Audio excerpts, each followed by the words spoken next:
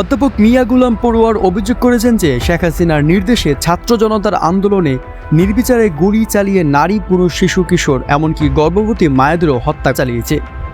তিনি বলেন, শেখ হাসিনার নির্দেশ ছিল যে কোনো মূল্যে ক্ষমতা ধরে রাখতে হবে, প্রয়োজন হলে লক্ষ লক্ষ মানুষকে হত্যা করতে হবে, কিন্তু দেশের মানুষের রক্ত জড়িয়ে তাদের উপর গুলি চালিয়ে কখনোই দেশ শাসন করা যায় না।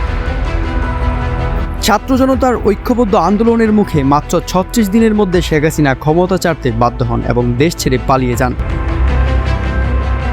পড়ুয়ার আরও উল্লেখ করেন, আওয়ামী লীগ পালিয়ে গেলেও তাদের দোসররা কখনো জুডিশিয়ালি কু, কখনো আনসার কু, আবার কখনো প্রশাসনিক কু করে ক্ষমতায় টিকে থাকতে চেয়েছে। এমনকি হিন্দু সম্প্রদায়কে মিথ্যা ভয় দেখিয়ে মাঠে নামানোর চেষ্টা করেছে, কিন্তু জামায়াত সবসময় তাদের নিরাপত্তা নিশ্চিত করেছে এবং ভবিষ্যতেও তাদের পাশে থাকবে।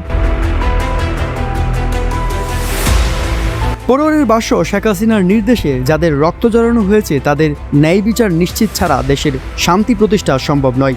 জামাতে ইসলামী জনগণের অধিকার প্রতিষ্ঠায় সবসময় সোচ্চার ছিল এবং ভবিষ্যতেও থাকবে।